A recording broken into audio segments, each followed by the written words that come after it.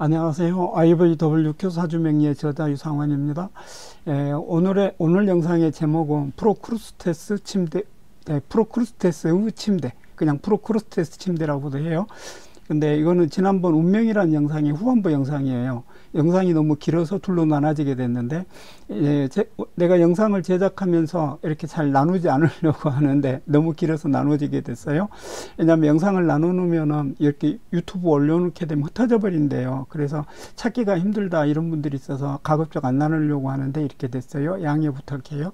이 프로크루스테스는 그리스 신화에 나오는 산적이에요. 그래서 뭐 지나가는 나그네나 일반 사람들을 자기 침대에 이렇게 눕히는 거예요. 그래서 키가 적으면 늘려버리고, 키가 적으면 다리를 절단해버리고, 자기 잣대대로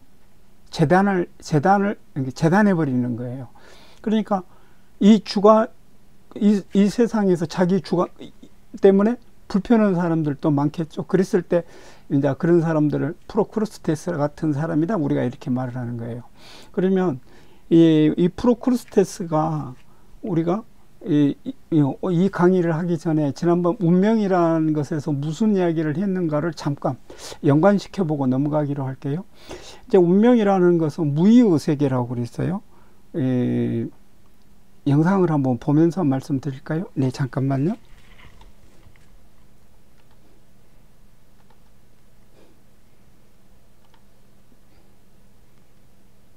잠깐만 기다리세요.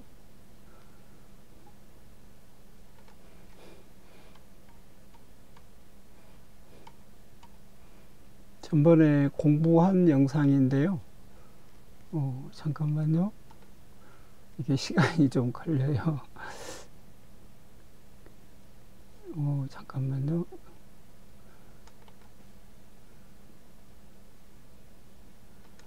미안해요. 잠깐 파워포인트.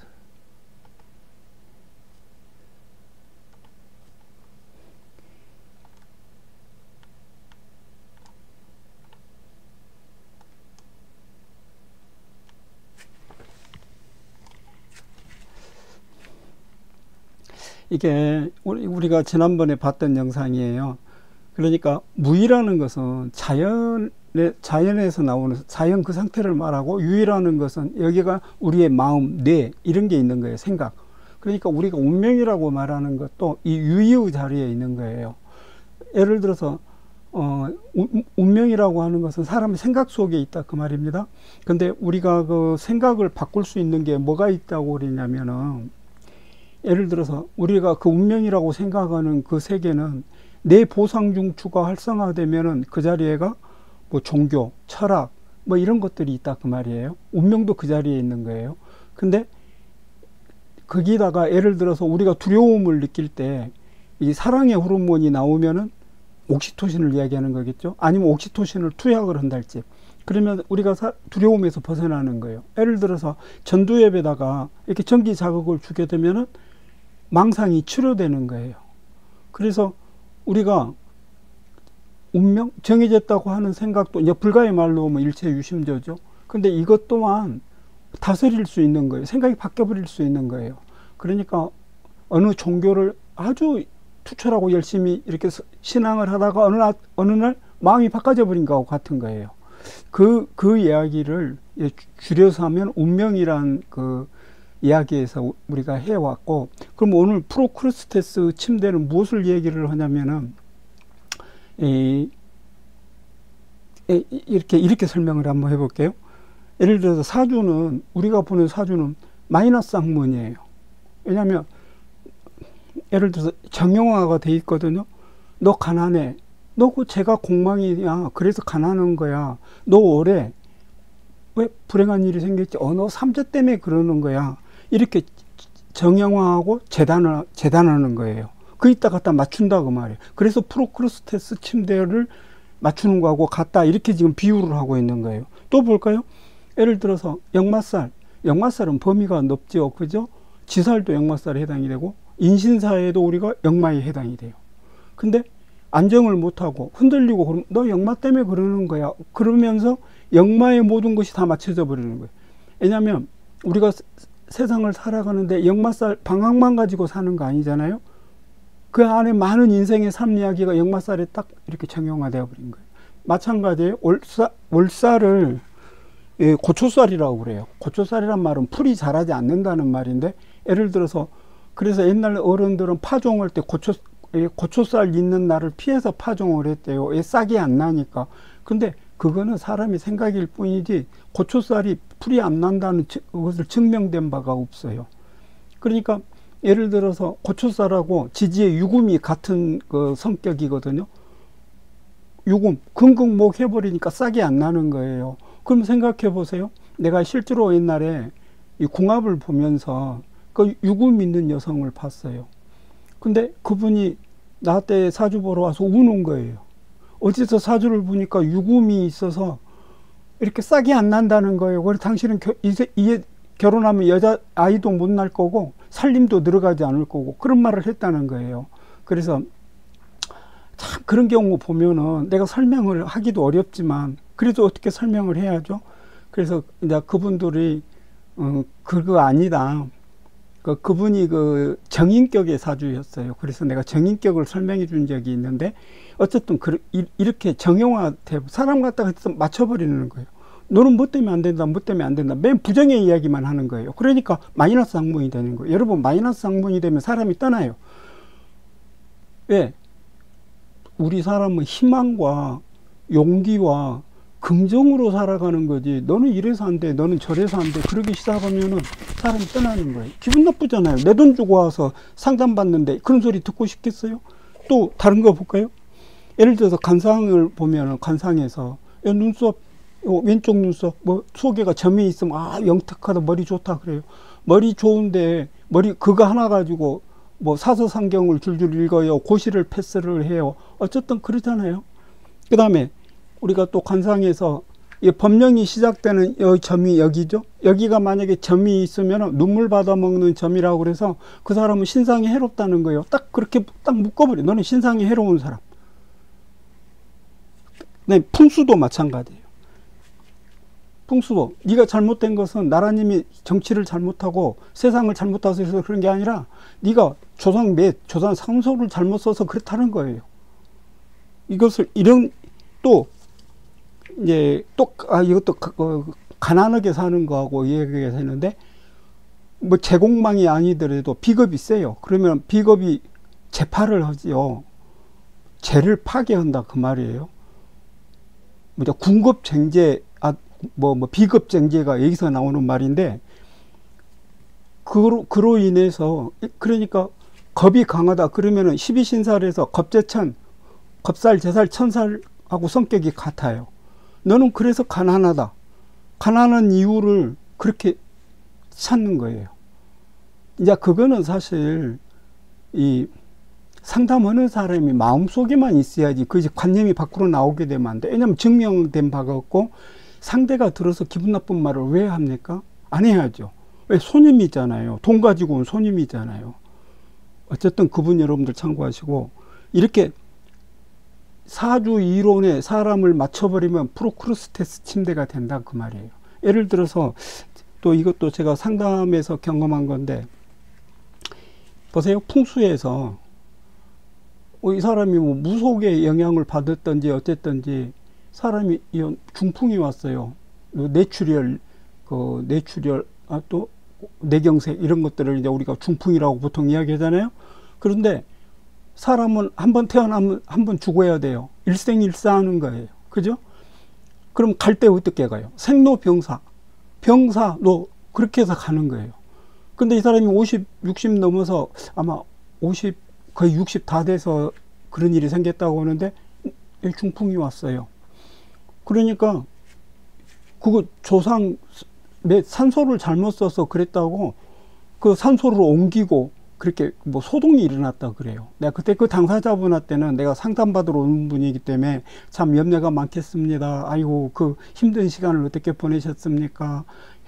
내가 그때 알았더라면은 내가 그래도 뭔 도움을 드릴 수 있었을지 모르겠습니다. 어쨌든 제가 그 복잡한 마음을 헤아리고 위로하겠습니다. 참 힘든 일 하셨습니다. 이렇게만 얘기를 했어요.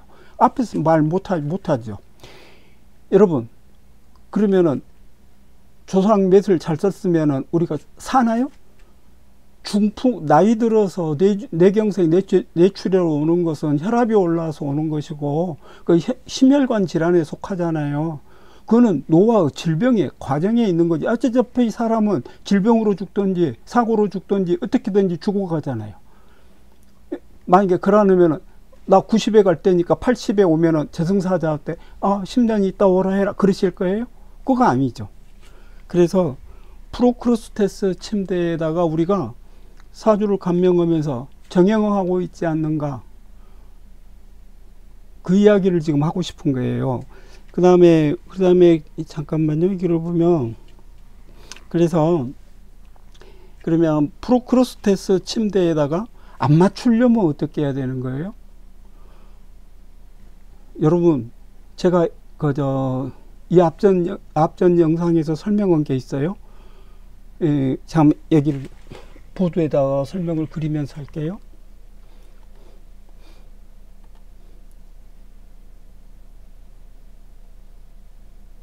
잠깐만요. 체인징 하고요.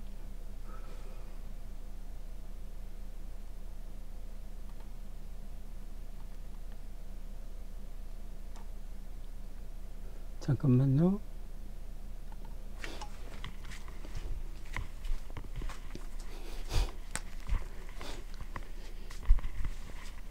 우리가 저번 영상에서 내가 무슨 얘기를 했었냐면 4단계가 있다고 그랬어요. 4단계. 그러면 여기가 60에서 80% 기초 수준. 그러니까 5행으로 사주 보는 단계. 그러면 여기서 60에서 80%, 여기서 한 10%나 15% 정도가 육신으로 사주 보는 단계. 여기 아닌 5% 정도가 격국으로 사주 보는 단계, 격국용신으로. 그 다음에 여기서 도사가 나온다고 그랬어요. 4단계. 그러면 1, 2, 3, 4단계거든요. 대부분 사주 60에서 80%를 이걸로 보는 거예요. 그러면 여기서부터는 사람들이 이제 그 통찰이 이루어지는 단계이기 때문에 여기까지는 걱정이 안 돼요. 이렇게 가게 돼 있으니까. 그러면 여기까지가 문제인 거예요. 이 훈련을 하는 것은 여러분,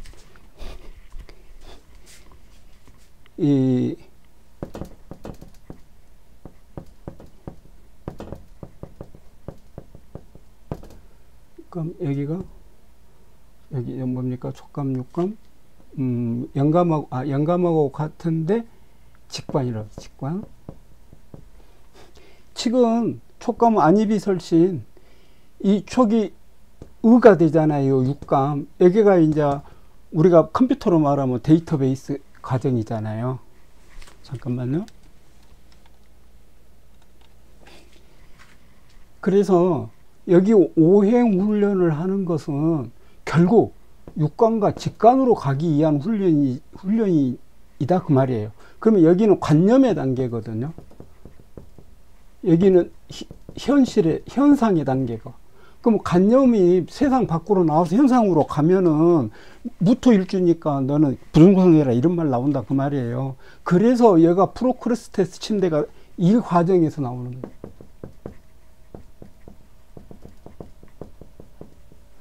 그 프로크루스 침대를 안 하려면 어떻게 해야 되겠어요?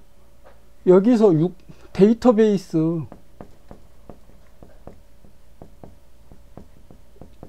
여기서 추론 개발을 하는 거예요. 추론 개발.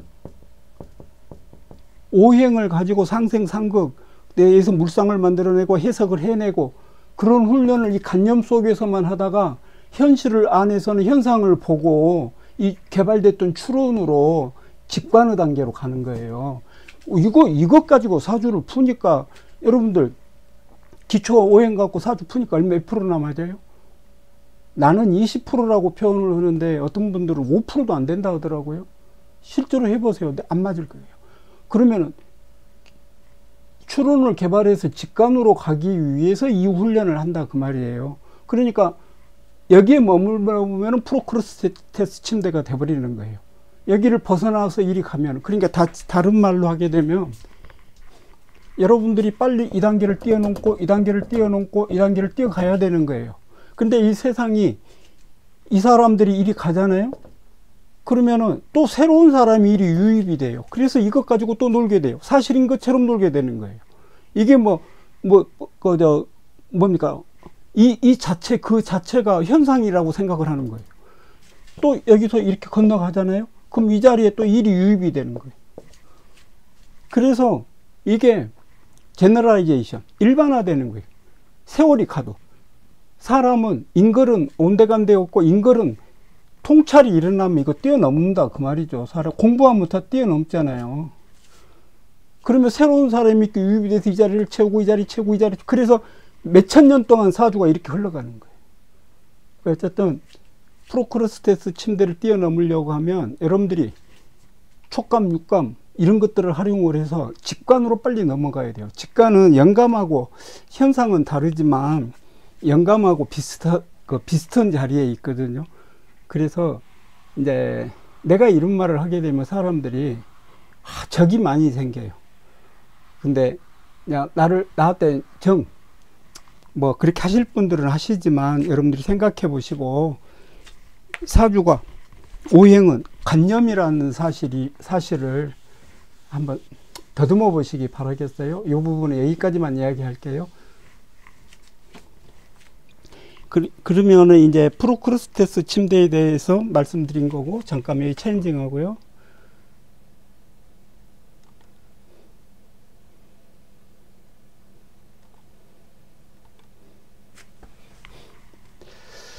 그러면 이제 우리가 사주를 보면서 두 번째로 때를 이야기를 많이 해요. 때. 그 운세가 오면 이런 말을 하거든요. 이제 운세란 말은 사주 명리학에서는 말하면 행운이죠.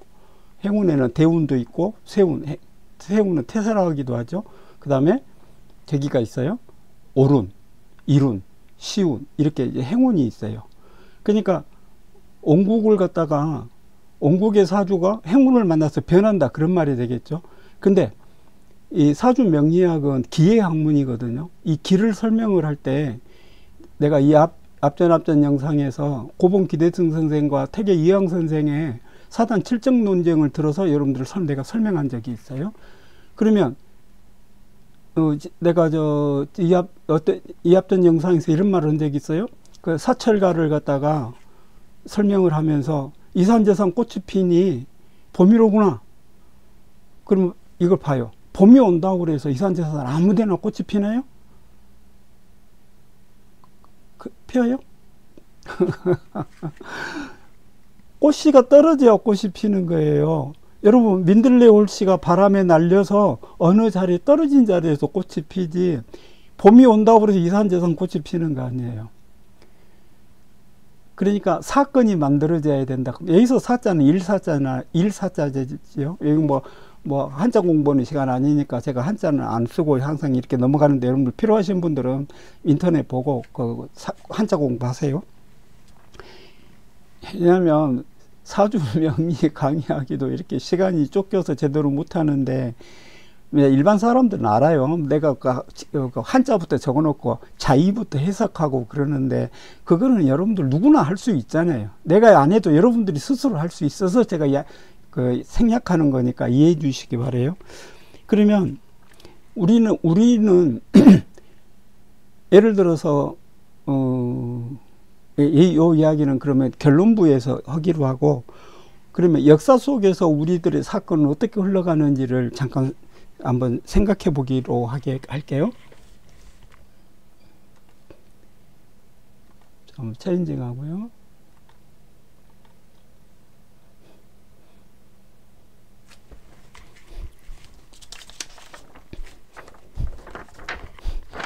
여러분, 서양이 동양을 앞설 때가 아편전쟁 이후거든요. 그러니까 서양은 아편전쟁 이후에 동양을 갖다가 앞서가지고 동양을 지배하게 돼요. 세계를 경영하게 돼요. 근데 그 사건에가 중요한 대목에 몇 가지 사건이 있어요. 이 서양에서 마르틴 루터에 의해서 종교 개혁이 일어나요. 그 다음에 콜럼부스가 신대륙을 발견하게 돼요. 이때가 1492년, 이때가 1483년이에요. 이 사건으로 인해서 서양이 이제 이것이 르네상스하고 연결이 되거든요. 그 다음에 큰 사건이 또 언제 일어나게 되냐면은 1828년에 그 유명한 칼 막스가 태어나요. 서양에서는 크라이스트 다음으로 우리 인류에게 막강한 정신적 영향을 미쳤다고 하는 사람은 칼 막스를 튼대요. 그러면 이 칼 막스하고 비슷한 시기에 이 다인이 태어나요. 다인? 그럼 이때가 어느 때냐면 1809년일 거예요. 9년? 왜냐하면 다인은 이때 당시는 창조론이 지배하던 시대에 진화론이라고 하는 새로운 학설로 세계를 뒤집어 놓게 돼요. 내중에 다인은 미국 대법원에서 1940년도에 진화론과 이 창조론이 재판이 붙어요. 이 사건이에요. 근데 그때 미국이 창조론보다 이 다윈의 진화론을 갖다가 손을 들어주게 돼요. 그러니까 이때 진화론을 손을 들어주지 않았다면 중세처럼 마차 타고 성당에 가는 시절이 계속됐을 거다 그 말이에요. 그래서 획기적인 사건인 거예요. 뭐 칼 막스는 뭐 여러분 잘 아시다시피 이게 이제 내중에 엥겔스 그 다음에 소비에트 막 그렇게 넘어가잖아요. 뭐 프로레타리아 뭐 이런 등등등 여러분도 잘 아시니까 그까지는 생략하겠어요. 그 다음에 어디부터 설명을 할까요? 그 다음에 잠깐만요. 그러면 이러한 것들을 자료를 보면서 설명을 다시 해드리도록 할게요.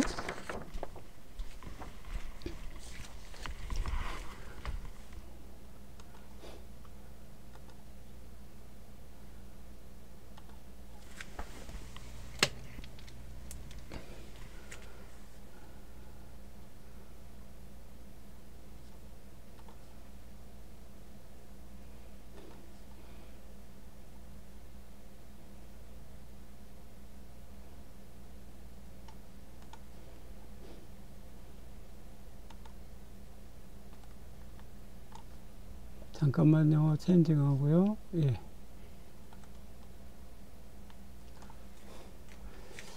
여기 보면 여러분 이 자료를 보면 이제 이 제목이 그랬었다 면이거든요. 그러면 마르틴 루터하고 신대륙이 발견되기 전에 다빈치가 신대륙 발견 40년 전에 다빈치가 태어나요.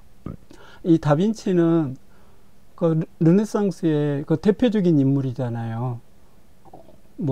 요거 설명할 시간이 없으니까 여러분들이 다빈치에 대해서 한번 검색하고 공부하시기 바래요.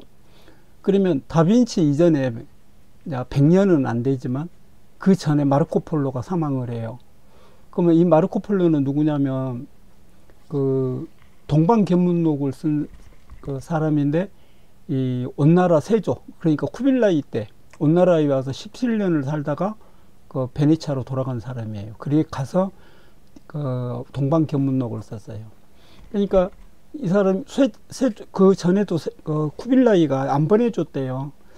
그 마르코폴로 이 아버지가 원래 마테오 폴로고 그 자기 삼촌하고 같이 이렇게 세조 그러니까 쿠빌라이 온나라에 왔는데 갈 적에도 기가 막히게 가요. 예를 들어서 온나라 공주가 뭐 지금 말하는 그 이라크나 뭐 그쪽 지방으로 결혼을 하게 돼요. 정략 결혼이죠. 근데 마치 그 호송관을 보내야 되는데 이때 온나라에서 마르코폴로를 호송관으로 써요. 그러니까 도착할 때까지는 온나라의 호송관이었고 그 다음에 그래서 임무를 마친 후에는 이제 옷을 벗고 바로 베네치아로 돌아가서 동방견문록을 쓴 거예요. 근데 이 마르코폴로가 동방견문록을 쓴 것을 후대 사람들이 보고, 뭐 콜럼부스 같은 사람들이 보고 동방에 대한 꿈을 꾸기 시작한 거예요. 아, 인도라는 곳이 있구나. 그러니까 지금 우리가 아메리카를 생각하기 전에 그때 당시 이 사람들은 전부 인도를 생각을 했어요. 그래서 인도를 어떻게 갈 것인가. 그래서 해양 기술이 발달을 하고 어쨌든 항해술이 발달을 하고 그렇게 해서 갈 수 있는 곳 인도를 갖다가 꿈을 꾸게 된 거예요. 그 동방, 쉽게 말해서 온나라, 인도보다 더 큰 나라가 있다. 인도 못지않는 세상이 있다. 이걸 쿠빌라이의 세상을 마르코폴로가 이렇게 서방에 알린 거예요. 그렇게 해서 이것이 흘러 그 다음에 1620년에 메이플라워가 지금의 아메리카에 도착하게 돼요. 필라델피아 지방 그쪽에 도착을 하게 돼요. 이때 한 20년쯤 후에 아이작 뉴턴, 나는 뉴턴을 형님이라 그러는데 뉴턴이 태어나요. 물론 뉴턴은 물리학자지만 내가 왜 뉴턴을 좋아하고 형님이라고 그러냐면, 자, 여러분들이 그 영국의 그 축적된 학문적 그 깊이를 보려고 하면은 이 뉴턴이 이 상층부에가 존재를 해요. 근데 이제 그런 것도 있지만 내가 뉴턴을 형님이라고 하는 것은 난 철학하는 사람이잖아요. 근데 이분이 뭐 내일 지구의 종말이 오더라도 나는 한 그루의 사과나무를 심겠다. 뭐 그래서 난 좋아해요. 그리고 또 뉴턴으로부터 시작된 그 파생이 많아요. 어쨌든 그렇다 하고, 그 다음에 이제 다인 방금 이야기했어요. 칼막스 이야기를 했어요. 이런 사람들에 의해서 왜 그랬었다면 이라고 주제를 정했냐면, 이렇게 해서 이게 19세기 중반에는 산업혁명으로 이어져요. 그 19세기 후반에는 논리, 심층주의, 이렇게 서양의 분석학이 여기서 태어나게 돼요. 이것이 모두가 동양을 앞서버리게 되는 원인이거든요. 그러니까 여기서 도자기라고 적어놨는데 이걸 잠깐 설명을 해드릴게요. 이때 독일에서요, 도자기를 이렇게 구워요. 그러니까 이 사람들은 동양으로부터 종이, 비단, 화약, 뭐 도자기 이런 거 다 수입해 가고 그랬었죠. 그러니까 이거 한번 자기들이 만들고 싶지 않았겠어요? 근데 어떻게 해서 19세기 이때야, 도자기는 그거보다 훨씬 앞서니까 도자기를 구웠는데 도자기가 자주색으로 빨갛게 나왔어요. 그래서 이제 이 사람들이 왜 그럴까를 이 분석과학을 통해서 분석을 해보니까 도자기, 그러니까 도자기를 굽는 흙 속에 철분이 있었던 거예요. 그래서 그 철분이 빨갛게 만드는 거예요. 그래서 그 철분을 제거를 하고 도자기를 구웠더니 이제 청자 백자가 나오기 시작한 거예요. 근데 여기서 끝나지 않았어요. 이 스페인이나 영국이나 다음에 그 프랑스 그 자기들을 보세요. 백지장처럼 얇아요. 이제 여기서 나온 말이 본 차이나인데, 팔레트 얼마나 접시가 얇은지, 우리나라의 이제 강진 청자나 이천 도자기 같은 데 가서 보면, 이제 물론 우리는 도자기 맥이 단절이 돼 가지고 이걸 복원을 했다고 그래서 그만한 가치가 있고 또 수고도 했죠. 장한 일을 했죠. 그렇지만 질그릇에 가까워요. 이 서양의 자기하고 비하면 투박이에요. 두껍고. 그렇게 차이가 있어 버리는 거예요. 우리 동양을 그렇게 서양이 앞서가 버리겠다 그 말이에요. 그러면 그랬었다면, 우리도 이렇게 분석과학을 발달을 시키고 이렇게 산업혁명을 일으키고 그랬었다면 우리의 운명이 바꿔지지 않았겠어요? 우리가 그 뒤로 이렇게 서양이 발달을 하면서 아프리카도 물론이고 아시아 이쪽에 식민지를 갖다가 이 사람들이 지배를 할 때 얼마나 우리가 고통을 받았어요? 우리나라뿐만이 아니라 2차 대전 후에 독립했던 나라들이 다 이런 사정과 저간의 환경을 가지고 있다 그 말이에요. 그러면 다음 차트를 볼까요?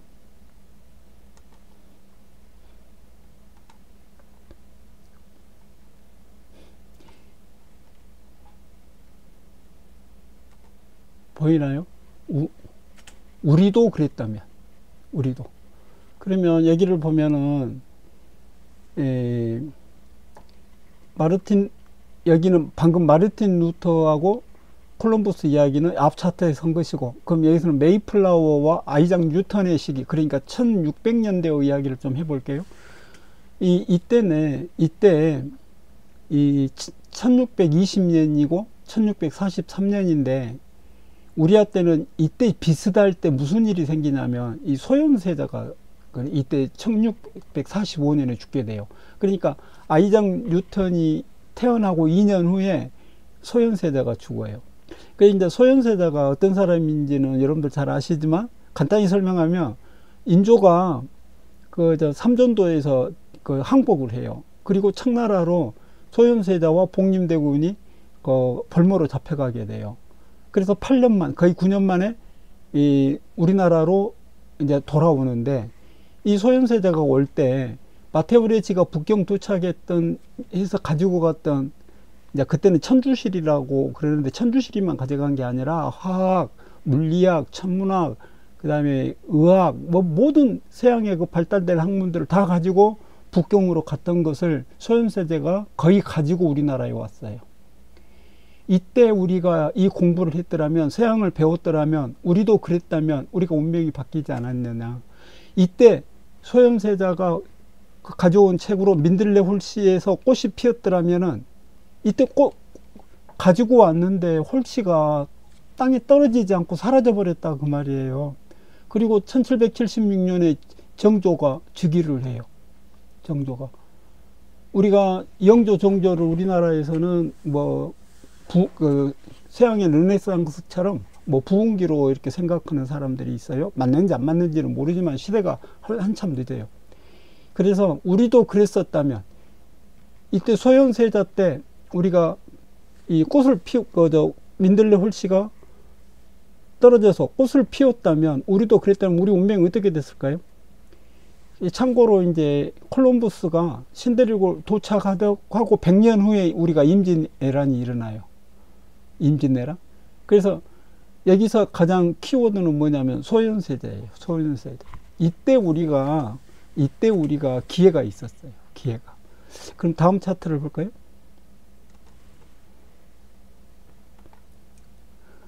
그때 그랬었다면 여기는 흥선대원군과 한일합방이 아주 주된 아주 키워드가 돼요.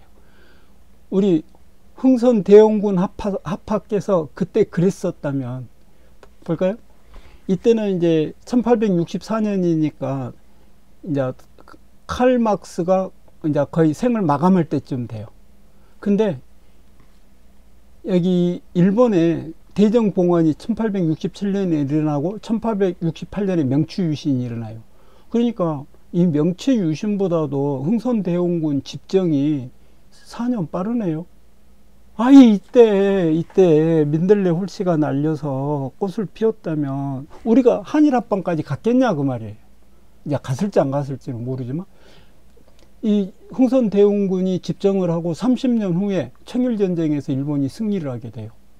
이 청일전쟁에서 일본이 승리를 하면서 그 시모노세키까지 그 청나라의 그 유명한 실권자 부강 대신 그 리옹장이 거기 가가지고 그 이토 히로부미 앞에서 그 시모노세키 조약을 맺는데 이때 그 전쟁 그 비용을 변상을 해요.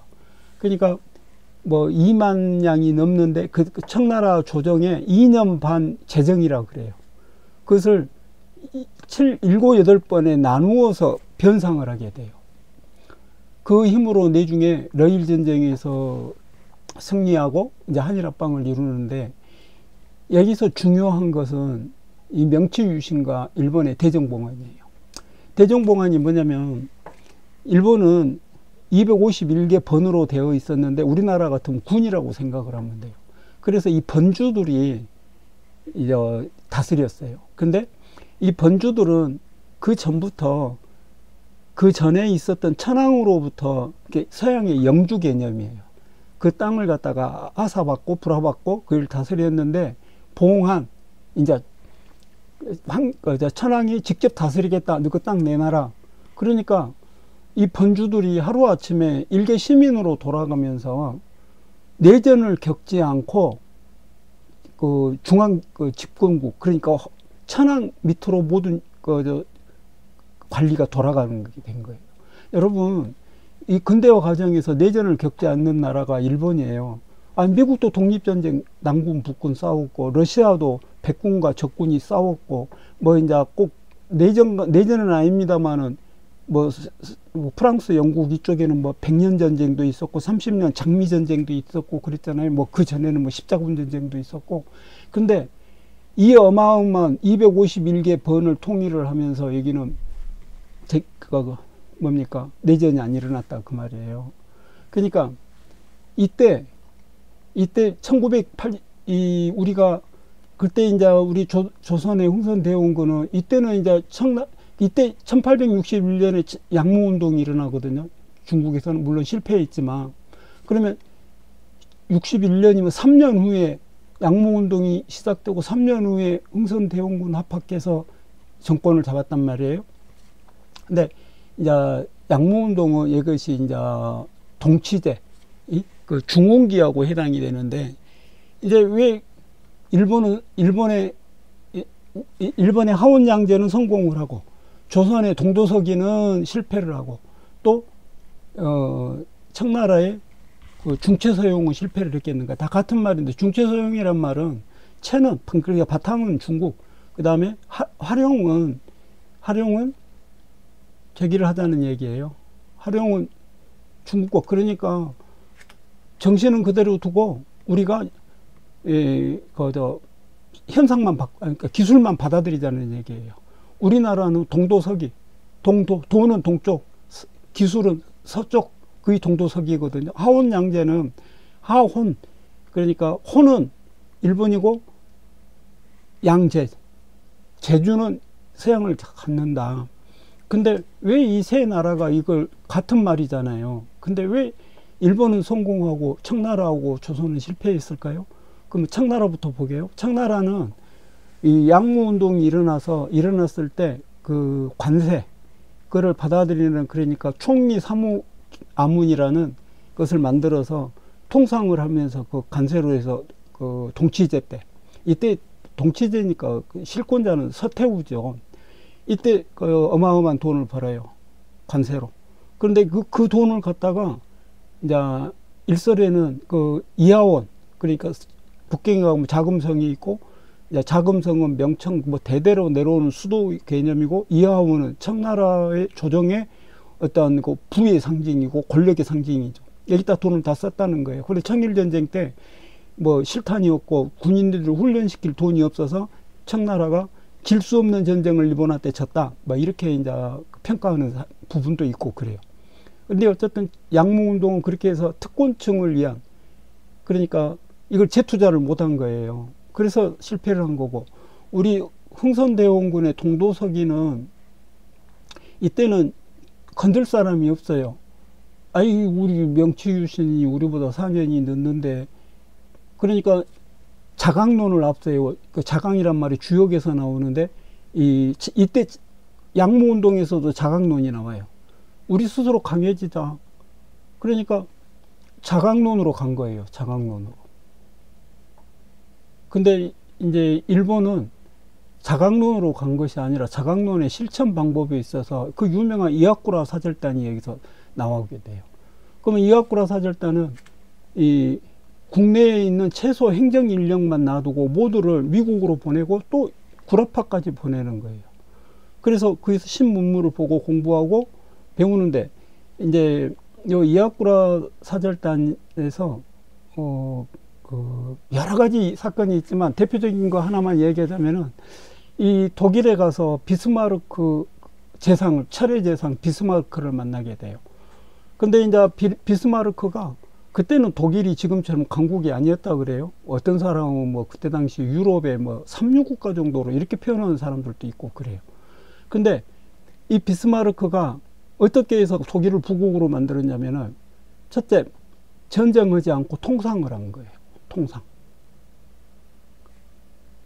전쟁을 피하고 통상. 그래서 나라를 키우고 해서 또 제도를 안비하고, 그렇게 해서 오늘의 독일이라는 토대를 닦은 게 이 비스마르크예요.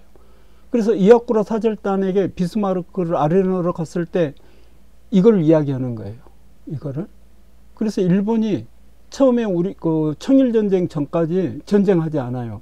특히 이와쿠라 사절단이 일본 내에서도 절대 지지를 받는 거 아니에요. 이 정한론자들, 이거 전쟁파들이 전쟁을 일으키려고 하니까 이아쿠라 사절단이 급거 예정보다 당겨서 귀국을 하게 돼요. 그렇게 일본도 위기의 순간이 많았어요. 그런데 정한론자들은, 정한론에 대해서는 여러분 찾아보세요. 우리 책에도 상본에도, 전자책 상본에도 내가 정한정을 그걸 적어놓고 했는데 시간이 없으니까 넘어갈게요. 그래서 전쟁을 피하면서 힘을 비축을 한 거예요. 그걸 통상을 통해서. 국제법, 그래서 일본이 국제법을 일찍 알게 돼요. 지금 그 국제법 일찍 안 그 대가로 그 지식으로 지금 독도를 갖다가 지금 갖고 시비 걸고 그런 것까지 연결이 되거든요. 근데 어쨌든 일본은 이렇게 철저하게 공부했어요. 이 동도석이나 중체서용하고는 전혀 다른 길을 갔어요. 그 결과가 어떻게 해요? 아이고, 반도를 우리를 한일합방 시켜버리고 그 다음에 만주 하얼빈에 갔잖아요. 원래 일본은 하얼빈이 자기들의 정신적 고향이라 할 수가 있어요. 왜냐하면 연나부여 후손들이 일본으로 갔다고 그러잖아요. 그러면 연나부여는, 그 부여는 이제 북부여, 대부여, 동부여, 서부여, 연나부여 뭐 이렇게 부여가 여러 가지로 갈라졌는데 어차피 동이족의 후예고 당군조선의 후예들이니까 고향이 하얼빈인 거예요. 그래서 하얼빈 갔어요. 만주를.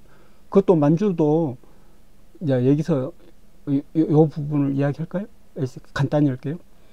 우리가 뭐 사설탕파, 뭐 근대화 늦어서 우리가 일본에 한일합방 당했다고 하는데 만만의 말씀이요. 좀 재미있게 이야기할게요. 영국하고 일본이 예를 들어서 아시아를 어떻게 통치를 할 것인가 둘이 이렇다면 밀약을 해요. 그래서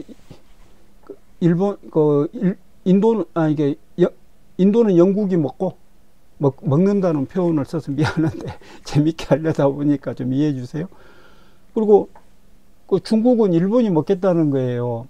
그러니까 영국 형이 야 일본아, 너 너무 많이 먹는 거 아니야? 나도 중국을 가야 돼. 그래서 가가지고 홍콩을 할애받은 거잖아요. 그리고 산동반도, 이쪽은 포르투갈, 독일이 들어갔잖아요. 지금도 산동반도는 그 포르투갈 회사에 그 유명한 맥주들이 나온다고 생산된다 그러거든요. 그리고 일본은 만주로 간 거예요.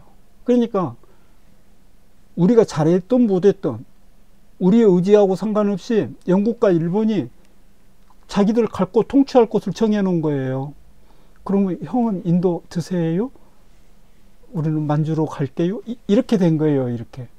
이제 물론 우리가 저항을 하고 이런 것을 알았다면은 또 그 저항의 대가로 역사가 바뀌어질 수도 있겠지만 일단 지나온 역사 자체를 그대로 보면 이렇다 그 말이에요. 그러니까 다시 설명할게요.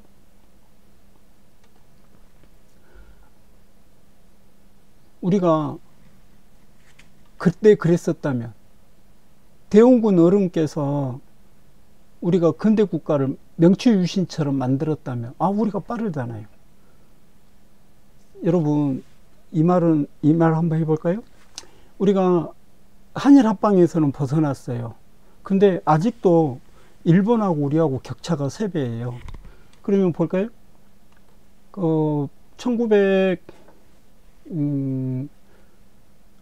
IMF 전에 일본하고 우리하고 7배, 7배 격차가 났고 그 전에는 20배 격차가 났어요.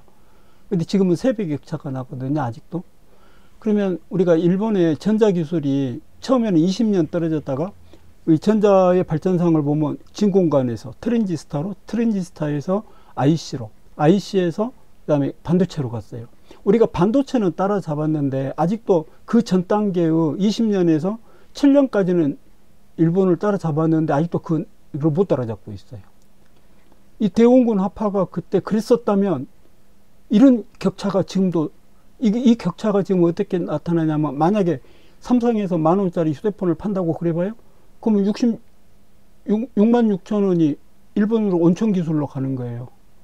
그래서 우리나라가 대일역조, 무역역조가 심한 거예요. 그러면 삼성은 10,000원 중에 1,800원 가진다 그래요. 그러니까 일본이 아니면은 뭐 반도체 분야나 원천 기술 분야나 자동차나 뭐 선박이나 이런 것에 아직 우리가 100% 국산화가 안 돼 있어요. 일본의 원천 기술 가져오지 않으면 우리가 이 제조업을 발달시킬 수가 없어요. 지금 1910년에 한일합방이 돼서 1945년에 우리가 강복을 맞았는데 아직도 일본을 못 따라잡고 있는 거예요. 세이브가 안 돼요. 세이브. 잽이 안 돼요. 우리가 일본한테 잽이 안 돼요. 만약에 이때 대원군께서 여러분 나는 대원군을 하파라고 부르거든요. 당시에 하파로 불렀대요. 이제 이분도 저만의 사정이 있어요. 그때 자강론을 펴고 세국 정책을 쓴 저만의 사정이 있는데 대원군도 우리의 선조이기 때문에 후손이 내가 선조를 욕하면 안 되잖아요. 난 그럴 마음이 없어요. 욕 안 해요. 그래서 하파라고 부르는 거예요. 근데 만약에 이분께서 이 어른께서 그때 그랬었다면 우리가 아직도 일본의 때 뭐 종속이란 말은 내가 쓰지 않겠습니다만은 이런 비애 아직도 일본을 따라잡을 수 없고 일본의 그늘 아래에 있는 거나 마찬가지잖아요. 그러면 우리가 운명이 바뀌지 않았겠어요? 그걸 이야기하고 싶은 거예요. 나 친일파가 아닌데 이런 말 하려니까 지금 마음이 굉장히 불편해요. 아주 불편해. 아주 불편해. 그렇지만 있는 현실이니까 말하는 거예요. 그래서 우리가 이런 민들레 홀씨가 날려서 떨어지지 않는 때는 이산 저산에 꽃이 안 핀다 이 말하고 싶은 거예요. 우리 명리학 안에서는 특히 사건을 만들어야 돼요. 사건을 그러면 이거는 이제 뭐 국가 간의 또 역사적인 문제니까 그러면 사건을 어떻게 만들지 우리 개인들은 어떻게 해야 되는지 좀 애매하지 않나요? 네, 그래서 그것에 대해서 잠깐 말씀드릴게요. 잠깐만요.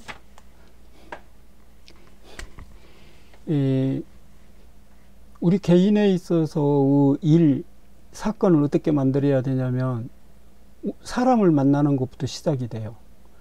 예를 들어서 우리가 자연에서도 우리 때가 있어요. 근데 가장 많이 이루어지는 것은 사람을 만나면서 일사가 만들어져요. 사건이 만들어져요. 그럼 이 이야기를 이렇게 다른 말로 해볼까요?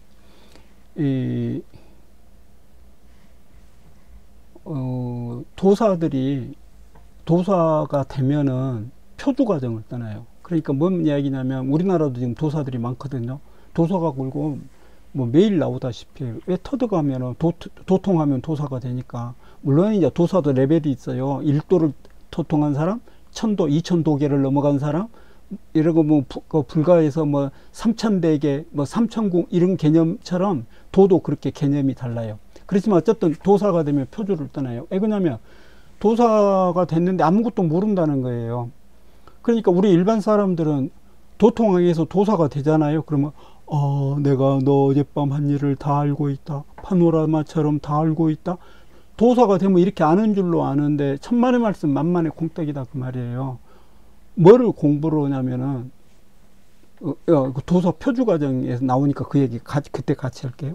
그러면 이제 우리나라 지금도 그 수련 단체들이 많은데 내가 어디 그 단체 이름만 말을 안 하겠어요. 내가 그 단체와 개인의 이름과 이런 것을 말하기를 잘 안 하려고 하니까 여러분 좀 이해해 주시기 바래요. 왜냐하면 내가 편든다고 생각할 수가 있거든요. 왜냐하면 말에는 뉘앙스가 있기 때문에 사람들이 내가 아무리 말을 잘하고 조심스럽게 한다고 그래도 그 덕이 되기가 힘들더라고요. 그래서 나는 이제 스스로 공인이라고 생각하기 때문에 굉장히 말을 삼가하는 것이니까 여러분들 이해해 주시기 바래요. 대신 힌트는 드릴게요.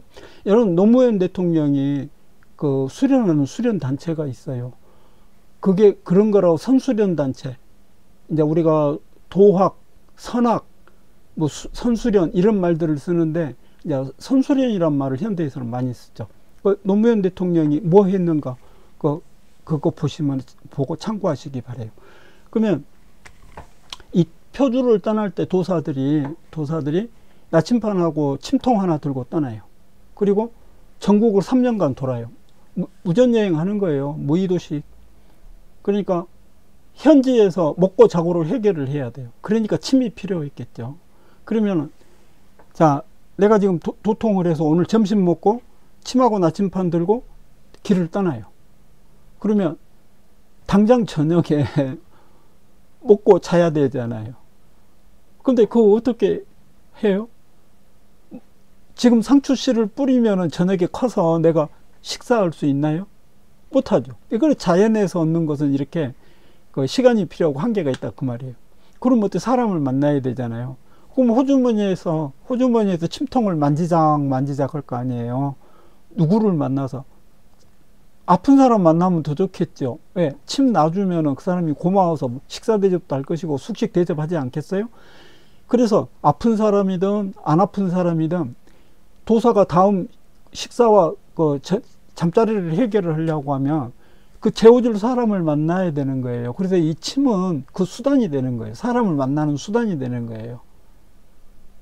이게 우리가 말했던 그 대정봉안이나 메이플라워나 국가로나 역사로 말하면 그런 것이 된다 그 말이에요. 우리 개인에게. 그래서 아무 일도 하지 않으면 사주명리학적인 사고로 보면은 아무 일도 하지 않으면 아무 일도 일어나지 않는 거예요. 운세가 온다고 그래서 행운이 들어온다고 그래서 나한테 좋은 일이 생기고 그러지 않는다 그 말이에요. 이제 이런 설명들은 이미 앞전 영상들에서 많이 했기 때문에 여러분들이 그거 참고하면 좋겠어요. 그래서 잠깐만요. 이제 요 이야기만 하고 다음 이야기 할게요. 그래 이제 도사들이 그렇게 이제 지방을 순회하는 거죠. 돌아다니는 거예요. 발길 닿는 대로. 그래서 그 가서 지역적 특성을 알고 그 지방의 풍습을 알고 인물을 알고 그다음에 특히 그 지방만의 그 특색들을 어쨌든 그 데이터베이스화 하는 거예요. 그러니까 나중에 표주 과정이 끝나면은 어때요? 전국을 훤히 알잖아요. 다른 사람들은 모르는데. 그러니까 도사처럼 보이는 거예요. 뭘 공부해서 도사지, 내가 도사 되었다, 짜자자잔, 보인다, 이렇게 도사가 된 게 아니다 그 말이에요. 이게 그러기 위해서 민들레 홀씨를 떨어뜨리면서 그 동네면 동네, 지역이면 지역을 가서 사람을 만나면서부터 사건을 만들면서부터 학습이 이루어지고 지식이 쌓여서 도사가 되고 이렇다는 걸 지금 이야기하는 거예요. 여러분 지금 오후에 할 일이 없어서 오늘 저녁에 할 일이 없어서 무료온 사람, 우리가 무료오면 뭐 친구를 찾기도 하고 책을 보기도 하고 여러 가지 일을 하는데 오늘 우리가 가장 중요한 것은 사람을 만나는 일이다 그 말이에요. 어떤 사람을 만날지 이제 여기서는 거기까지 말할 수가 없지만 사람을 만나서 유대관계를 형성을 하고 그 다음에 거기서 정보를 받아들이고 막 이러한 일들이 후에 꽃이 피는 일이 된다 그 말이에요. 적어도 사람을 그러니까 이제 인생의 범위가 좁은 사람들은 만날 사람들이 없겠죠. 그리고 또 맨 만난 사람들은 또 만나고 범죄자들은 범죄자들만 만나고 뭐 그런다들 그러잖아요. 그러니까 이제 그런 개념은 다음 이야기고 일단 내가 민들레 홀씨가 날아서 땅에 떨어져야 된다. 그래야 사건이 만들어진다. 지금 그 얘기하고 싶은 거예요. 그러면은 이제 그 도사 표주 과정을 통해서 이걸 설명을 했는데 그러면 우리는 운명을 그럼 어떻게 바꿀 것인가? 그것에 대해서 다음 차트에서 한번 설명을 해 드릴게요.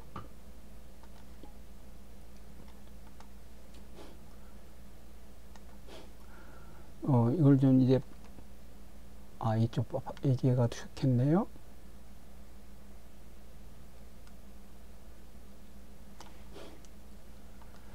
자, 여기 운명을 바꾸는 네 가지는 내가 이렇게 만들어서 제목을 달았어요. 근데 여기서 이건희는 저번에 삼성 전 회장님이세요. 그 정주영, 그 현대 회장님이고, 그다음에 법정은 내가 스님이라고 그 스님자를 붙여드렸어요. 내가 이제 승려라고 하는데 왜 그 스님을 갖다가 승려라고 하냐면 우리가 보통 우리 동양에서는 우리의 예법이 자신을 낮춰요. 예를 들어서 그 카톨릭 그 사제 같은 경우 만약에 그분이 그 세례명이 미카엘이라고 해봐요. 그러면은 나 미카엘 신부입니다. 이렇게 말을 하지. 나 미카엘 신부님입니다. 이렇게 말을 안 해요. 근데 요 승려분들은 자기 자신을 나 무슨 스님입니다. 이렇게 말을 하더라고요. 그래서 좀 듣기 거북해요. 내 사고하고 안 맞아요. 근데 법정 스님은 자기가 스님이란 말을 안 쓰더라고요. 비구입니다. 비구법정입니다. 이렇게 말을 하는 거예요. 그래서 내가 좋았어요. 물론 이제 나는 시와 문학을 하고 철학을 하기 때문에 그 법정 스님의 무소유 같은 거 좋아하죠. 우리한테는 뭐 꿀처럼 달지요. 근데 어쨌든 법정이라고만 써놨다가 내가 스님을 또 적어드렸어요. 내가 개인들의 어떤 걸 안 한다고 했는데 제가 그분이 얼른 생각이 안 나네. 어쨌든 자기 이름을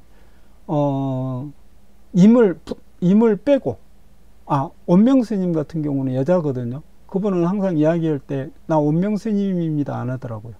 나 원명입니다 이렇게 하는 거예요. 얼마나 보기 좋은지 나한테는. 그래서 어디 가면은 오늘 내가 그 사람들의 이름을 잘 거론하지 않는데 원명 스님은 평소에도 이분은 참 점잖으신 분이다.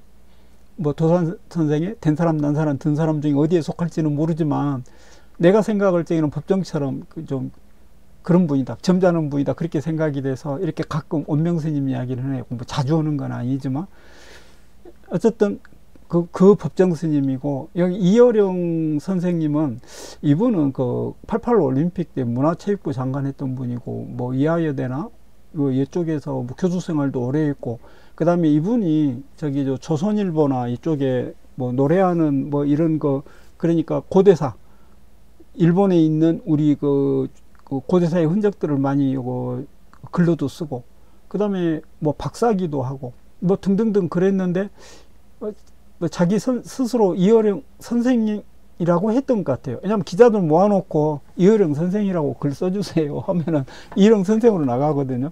근데 이제 이분은 돌아가셨지만은 모두들 이어령 선생이라고 칭을 하더라고요. 그래서 이제 이어령 선생님을 여기다 넣어놨는데, 여기를 보면은 이렇게 설명을 할게요. 이건희 회장이라고 그럴게요. 난 또 이건희 선생이라고 부르고 싶거든요. 뭐 그러잖아요. 우리가 정도전 선생 그러잖아요. 시간이 가면은 선생 그렇게 남잖아요. 근데 이분은 돌아가신 지 얼마 안 됐고 삼성이 지금 잘 돌아가고 있으니까 이건희 회장님이라고 한번 해보게요. 이분은 변화를 이야기해요. 특히 IMF 때 이런 말들이 그때 이건희 회장님한테서 나왔어요. 그 다음에 정주영 회장님은 투자라고 그래요. 투자, 4가지 투자. 그 다음에 법정 스님은 마음을 이야기해요. 마음을. 그 다음에 이어령 선생은 여기는 그 말이 좀 철학적이어서 어려워요. 그래서 이 부분을 빼려다가 나는 이런 거 좋아하거든요. 그래서 이거 넣어봤어요. 그러면은 이건희 회장님부터 평소에 이건희 회장 난 존칭을 다 빼는데 오늘 넣을까 뺄까 지금 망설여지네요. 왜냐하면 고유명사니까 그렇게 할 수 있는 거예요.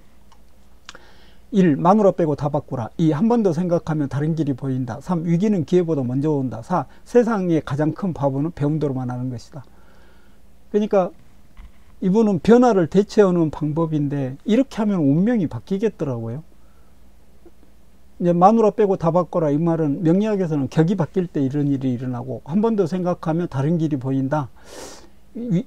이것도 인수에 대해서 뭐 인수가 뭐 제국인을 당할 때나 아니면은 임극식일 때나 이런 것으로 우리가 명리학으로 설명할 수가 있어요. 그 다음에 위기는 기회보다 먼저 온다. 그러니까 어려움을 닥쳐야 그것을 해결하기 위해서 우리가 대책을 세운다 그런 뜻이 되는데, 이 기회라고 하는 것은 어떤 일이 돼가는 어떤 사정, 상황을 말하는 거잖아요. 그럼 계기라고 하는 것은 그것을 반전시키는 터닝 포인트가 계기인데, 이 위기가 와야 계기를 마련하게 된다. 나는 이렇게 해석을 하거든요. 여러분들 한번 참고하시기 바라요. 그 다음에 세상의 가장 큰 바보는 배운 대로만 하는 거다. 그러니까 마누라 빼고 다 안 바꾸는 사람이다 그 말이죠. 다 바꿔야 되는데 배운 대로만 한다. 일하고 사가 그렇게 통하고 있어요. 자, 그러면 정주영 회장은 투자를 말을 했는데 무엇을 투자했냐면 학습에 투자해라. 도적질을 해서라도 투자해라. 그러니까 이분이 그 강원도 통천이 고향인데 아버지가 소 팔아놓은 돈, 그 돈 가지고 서울 왔다 그러잖아요. 이 정 회장님은 아버지 돈이라도 도적질해서 가지고 와서 인생에 투자할 그 학습비가 있었을지 모르지만 일반 사람들은 아버지가 소 판 돈이 아마 없을 거예요. 나도 없어요. 바꿔 바뀌지 마라. 이건 관계의 중요성을 이야기하는 건데, 어쨌든 다음에 설명 다시 할게요. 그 다음에 건강에 투자해라. 뭐 보약 많이 먹어라. 이런 말도 되지만 이분이 그 우리가 정 회장이 소를 끌고 북한을 간 적이 있었어요. 그러니까 그때까지 그 전까지 그러니까 국민당이죠. 그 정치의 일선에 나섰을 때 그 국민당이 그래서 실패하기 전까지 현대사옥을 7층인가 8층에가 회장실이 있었는데 그 위로 올라갔다 내려갔다 했대요. 뭐 좋은 것만 먹은 게 아니라 운동에 투자했다 그 말이에요. 그 다음에 경험에 투자, 여행, 취미생활 등 경험에 투자해라. 그러니까 학습에 투자해라. 이거는 우리가 명리학적으로 말하면 인수를 말하는 거잖아요. 바꿔 바뀌지 마라. 관계의 중요성. 이거 관성을 이야기하는 거잖아요. 건강에 투자해라. 이거 재성을 이야기하는 거잖아요. 경험에 투자해라. 여행, 취미생활. 이건 식상에 해당이 되잖아요. 이렇게 하면은 운명이 바뀌지 않겠어요? 그 다음 법정 스님을 볼까요? 이 사람 마음을 이분은 시인이라 말 자체가 틀려요. 온기 있는 말 한마디가 아니라 한마디의 온기 이렇게 말을 하는 거예요. 네, 그래서 이 법정 스님을 좋아했을지도 모르겠어요. 그다음 함께하는 시간, 공존, 공생, 공유를 이야기하는 거죠. 여기서 소통이 나오는 거죠. 예를 들어서 부모가 살아계실 때 잘해라, 뭐 이런 것도 함께하는 시간이고, 이제 이 함께하는 시간이라는 것은 더 큰 의미로 말을 하게 되면은 아마 이렇게 되겠죠. 남의 아픔을, 어려움을 알아주고 공감해 주는 거, 이게 가장 큰 의미겠죠. 예를 들어서 우리 속담에 내 배가 부르면 배고픈 사람 심정을 모른다. 그러니까 배가 부르지만 불러도 배고픈 사람의 심정을 알아줘야 된다. 그런 것이 함께하는 시간인 것 같아요. 그 다음에 배움과 성장의 기회. 이거는 학습에 투자해라고도 통하죠. 배움과 성장의 기회를 놓치지 말라는 뜻인 것 같아요. 근데 이것은 우리가 통찰하고, 이제 학습에 대해서 다시 말씀드릴게요. 자기에 대해서 자비를 가지라. 예를 들어서 그렇지 않으면 서슬퍼런 사람이 되죠. 뭐 우리가 일명 말하는 꼴통, 꼰대, 꼴통 이런 표현을 해서 미안합니다만은 자기 자신에게 너무 혹독하게 되면 그런 사람이 되는 거예요. 그게 프로크루스테스 침대, 프로크루스테스 같은 경우가 그렇게 되죠. 자기 주관, 자기 규격에 맞게 세상을 보는 거죠. 그래서 자비를 갖게 되면 자기에게 관대해라. 아마 이걸 다른 말로 표현하면 애유내강이 아닐까 생각을 해요. 왜냐하면 자신에게는 좀 혹독할 수 있지만 겉으로 나올 적에는 온유해야 되는 거 아니에요? 온기라는 게 그런 거니까. 근데 그런 철학이 없으면 온기가 못 나오죠. 근데 어쨌든 꼰대는 되지 마라. 나는 그런 뜻으로 받아들였어요. 그 다음에 이여령 선생을 보면은 죽음은 또 다른 삶의 시작이다 그랬거든요. 이게 질량 총량의 법칙을 제가 적어놓은 이유가, 여러분 불가에서 이런 거 설명을 이렇게 해요. 내 몸이 살아서는 인이 내 몸 속에가 있어요. 근데 그 인이라는 요소가 내가 죽으면 몸 밖으로 나와요. 그러면 나는 해체되고 인은 남아요. 그러면 그 인은 사라지는 게 아니라 나라고 하는 형체를 바꾸어서 이 지구상에 존재하는 거예요. 그게 질량 총량의 법칙이거든요. 이 세상의 모든 양은 정해져 있는 거예요. 사라지지 않는 거예요. 단지 형태를 바꾸어서, 현상을 바꿔서만 존재하는 게 질량 총량의 법칙인데, 나는 죽음은 또 다른 삶의 시작이다를 이렇게 받아들였어요. 그리고 아직 배고프다. 이거는 뭐 히딩크의 아직 배고프다하고는 좀 다르죠. 왜냐하면 우리가 학문을 하는 사람들, 공부를 하는 사람들은 항상 통찰, 새로운 것을 갈증을 느끼죠. 그러니까 뭐 우리가 죽으면 학생 부군 신이, 그래서 간직 없는 사람은 학생 취급을 받는데, 그런 학생이 아니라 여러분들 세상을 살다 보면 뭐 1일 3성을 한다 하더라도 자꾸 이렇게 알고 싶어져요. 그리고 뭔가 새로운 지식이 우리를 갖다가 사육해 하면 그렇게 즐거울 수가 없어요. 그래서 아마 이분은 학자이기 때문에 나 같은 생각을 했을까 그렇게 짐작을 해봐요. 그 다음에 이제 이분이 또 세 번째는 뭘 말이냐면 사랑한 것만큼 남는다. 흔적을 말하는 거예요. 사랑한 만큼 남는 흔적. 이분의 흔적이 여러 가지가 있어요. 그 중에 대표적인 게 한국예술종합학교거든요. 그러니까 이때만 해도 우리의 청소년들이 공부를 안 하면 뭐 사회에서 할 일이 없어요. 뭐 불량 청소년 되지 않는 한 길이 없어요. 근데 이분이 공부는 비록 못하지만 글 쓰는 재주가 있는 사람은 시인이 되게 해주고, 그림 잘 그리면 화가가 되게 해주고, 노래 잘하면 가수가 되게 해주고, 연기 잘하면 배우가 되게 해주는 길을 튼 거예요. 그러니까 이분이 청소년을 얼마나 사랑하고 우리 한국의 미래를 생각했다면, 그 문체부 장관 할 때 이렇게 한국 예술 종합학교를 만들었겠어요? 근데 이분이 이런 것만 남기는 게 아니라 남긴 게 많아요. 근데 88 올림픽 때 문체부 장관을 했으니까 그때 이야기 한두 가지만 더 하고 넘어가게요. 여러분, 그 88 올림픽 때 주제곡이 그 핸드인 핸드가 있어요. 그거는 이제 그 개회식 때도 불러졌지만 원래 그 올림픽이 주제곡이 여러 지역에서 불려지게 됐는데, 이거는 유럽에서 불려졌던 주제곡이에요. 핸드인 핸드. 근데 그 핸드인 핸드 노래 안에 이제 우리나라에 물론 저기 뭡니까? 어쨌든 그 아리랑이 들어가 있어요. 코리아나가 불렀죠. 그러니까 우리 한국 사람이 불러야 된다. 그 다음에 가사에는 코리아나가 아리랑이 들어가야 된다. 이분이 그걸 그렇게 해서, 지금도 핸드인 핸드는 코리아나가 부르든 다른 사람이 부르든 아리랑이 들어가요. 아리랑, 그 부분이 꼭 들어가 있어요. 그 다음에 이분이 또 그 어떤 퍼포먼스를 연출을 했냐면은 88 올림픽 때 굴릉새 소년, 그러니까 그라운드를 가장 한국적인 장면을 연출한 거예요. 그 굴릉새를 이렇게 굴리고 가는 소년이 그 장면이 나와요. 근데 그 당시에 외국 사람들은 굉장하게 그걸 신선한 충격으로 받아들였대요. 그전에는 우리 한국적 정서 그러면 초가지붕이나 온두막에, 수박밭에 온두막이나 이런 것이 한국적인 정서라고 생각을 했는데, 이분은 그 굴릉새를 착안을 한 거예요. 참 이분은 다재다능한 분이죠. 그리고 사랑한 만큼 그렇게 남기고 잘 떠나라. 그러니까 잘 떠나라는 말은 뭡니까? 이제 어차피 우리 사람은 한번 일생일사 하는 거죠. 근데 저승사자가 오면은 이제 오셨습니까? 가입시다. 이렇게 가라는 말은 아닌 것 같아요. 잘 떠나라. 이제 가는 것을 우리가 질량총량의 법칙에 의해서 우리가 우리 몸은 분해되고 해체되지만 우리는 다른 것으로 존재할 거니까 죽음이란 것을 두려워하지 마라. 이런 뜻도 되겠고, 또 어쨌든 여러 의미가 있어요. 근데 이분의 삶을 보면은 예를 들어서 이건희 회장, 정주행 회장, 여기는 일반 사람들한테 내가 설명을 하면 사람들이 잘 이해가 된다 그래요. 이렇게 실천에 옮기기도 쉽고. 근데 법정스님 이야기를 하면 조금 그래요. 근데 이어령 선생 이야기를 하면 내가 힘들어요. 많은 설명을 해야 돼요. 많은 설명을. 근데 지금도 이어령 선생 부분에서 지금 내가 설명이 길어지고 있거든요.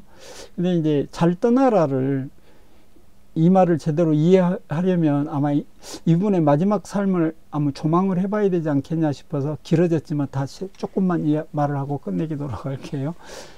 이분이 마지막에 이제 아파서 돌아가셨는데, 그 전에 50 초반에 딸이 이분 앞에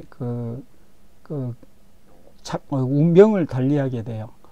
이제 그분도 책도 몇 권 쓰고 교수 생활도 하고 그런 딸인데, 여러분, 이 세상에서 딸 바보 아닌 아빠들이 있나요? 나는 딸 바보도 아니고 딸 22제곱근 바보예요. 뭐냐면 우리 겐지스강, 미시시피강, 황하, 이 모든 나일강 강가에 있는 모든 모래들을 다 통틀어서 보아도 하늘, 우주에 떠있는 별이 22제곱근 많다는 거예요. 그래서 나는 딸 바보가 아니라 이 세상의 모래보다도 더 많은, 모래알갱이보다 더 많은 저 별처럼 22제곱근 바보인 거예요. 그러잖아요. 딸이 예쁘고 딸이 여성이니까 아내도 여성이지. 그래서 아내를 이해하게 되고, 그러고 보니까 어머니도 여성이네요. 할머니도 여성이네요. 그래서 내가 여성에 대한 깊은 사유를 할 수가 있게 된 게, 이게 딸 예뻐하다가 딸 바보 돼서 이런 게 생긴 거거든요. 아마 근데 이어령 선생도 그런 딸이 자기보다 먼저 50 초반에 이렇게 유명을 달리했을 때 어쨌겠어요? 그래서 이분이 뭐 이성의 세계에서 신성의 세계로 가요. 그때 이제 뭐 그런 때가 있었어요. 그리고 다시 이성의 세계로 내려왔다고 본인이 이야기를 해요. 돌아왔다고 이야기를 해요. 그러니까 학자니까 지성과 이성으로 사시는 분인데 신성을 넘나들고 다시 이성의 세계로 돌아오고 이랬을 때 이것을 생각하면 잘 떠나라는 의미를 우리가 좀 이해할 수 있지 않을까, 그런 생각을 해서 제가 말을 좀 길게 했어요.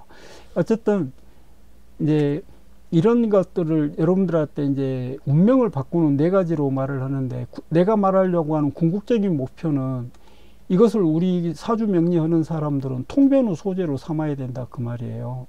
지금 우리가 통변, 그러니까 해석하고 뭐 물상이라 하기도 하고 상이라 하기도 하고 이렇게 표현하는 것들이 어느 때 것인가를 한번 봐보게요. 잠깐만요.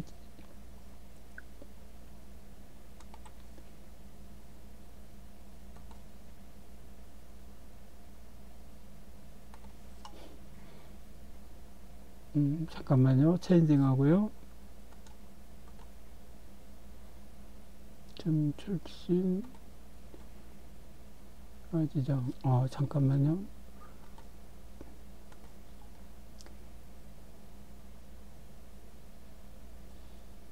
잠깐만요.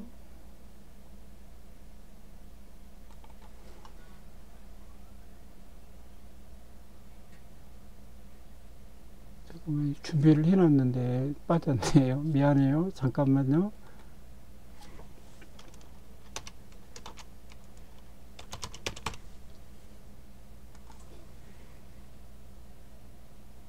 잠깐만요.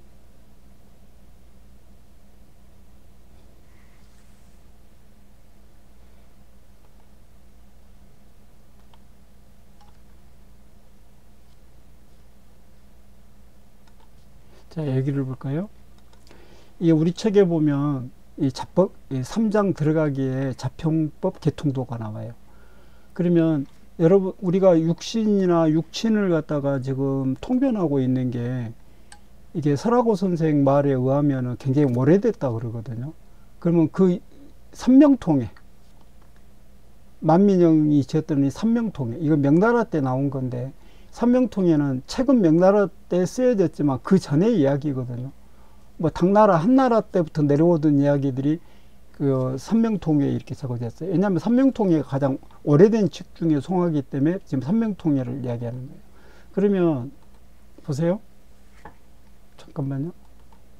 보이네요. 잠깐만요. 지금이 2025년이에요.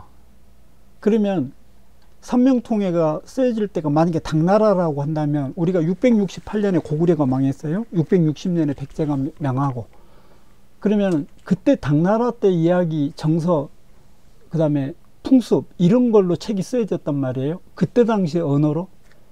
그러니까 만약에 이것이 한자였으니까 글만 남았지, 만약에 뭐 다른 포음 문자로 적어지고 그랬다 그러면은 읽을 수가 없겠죠. 이게 한자가 포음 문자에서 이런 장점이 있다 그래요. 대신 또 단점도 많아요.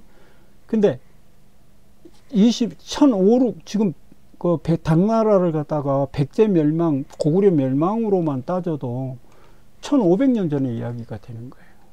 여러분들 지금 우리가 일제강점기 때의 생활과 우리 생활이 지금 너무도 많이 다른데 1500년 전의 이야기를 가지고 우리 현대인들의 삶을 통변하고 있다 그러면은 이게 맞겠어요? 말이 되겠어요?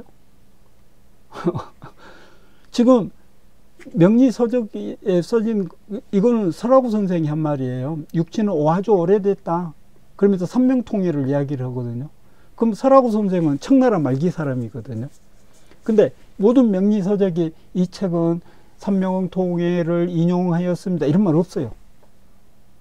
그러니까 지금 우리 세대의 현 실정을 말하고 있는 것처럼 착각을 하는데 아니에요. 그러니까 학술적 자료, 지금 시중에 나와 있는 모든 책들이 사실 학술적 가치가 떨어져요. 왜 그러겠어요? 인용을 했으면 어느 책을 인용을 했다고 밝혀야 되잖아요. 나는 우리 책 보세요. 내가 써놓은 거 보면 전부 주석을 달면서 이렇게 여기 보세요. 이렇게 주석을 달면서 인용하는 건 어디서 인용했다고 나는 다 밝혔거든요. 근데 시중에 나와 있는 전문 그 학자들이 쓴 책을 빼고 일반 책들이 전부 어디서 인용을 어떻게 했는지 출처를 밝히지 않고 있어요. 그러면은 그 책을 해석을 할 때 어떻게 해석을, 어떤 시대와 사건을 바탕으로 해석을 해야 할지 알 수가 없잖아요. 그래서 학술적인 자료로서 가치가 없다 그 말이에요. 어쨌든 잠깐만요. 잠깐만요.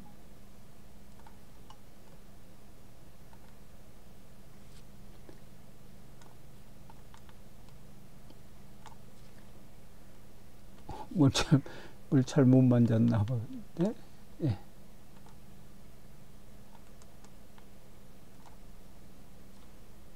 잠깐만요.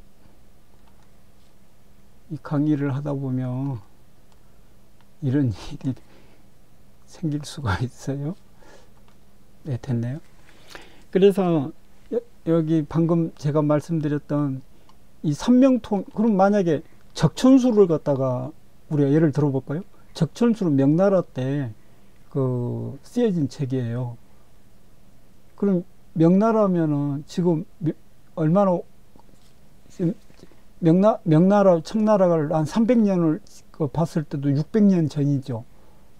그러면 명나라 때 적천수가 쓰여졌는데 명나라 이야기를 하면 지금 적천수에 있는 이야기들은 어떻게, 명나라 때 이야기를 쓴 거다 그 말이. 그 시절의 풍습, 사고, 환경, 그 다음에 생활 습관, 그 다음에 뭐 그런 것들을 바탕으로 쓰여진 책인데, 예를 들어서 삼명통해하고 이 적천수를 보게 되면 언어가 달라요. 내용도 달라요. 왜요? 명나라하고 삼명통해는 명나라 때 쓰여졌지만 뭐 한나라, 당나라 때부터 내려오던 이야기를 집약을 해 놓은 거거든요.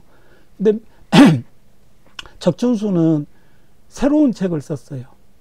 그러니까 유병원이 그 주원장을 보필을 해서 명나라를 세운 개국공신이잖아요.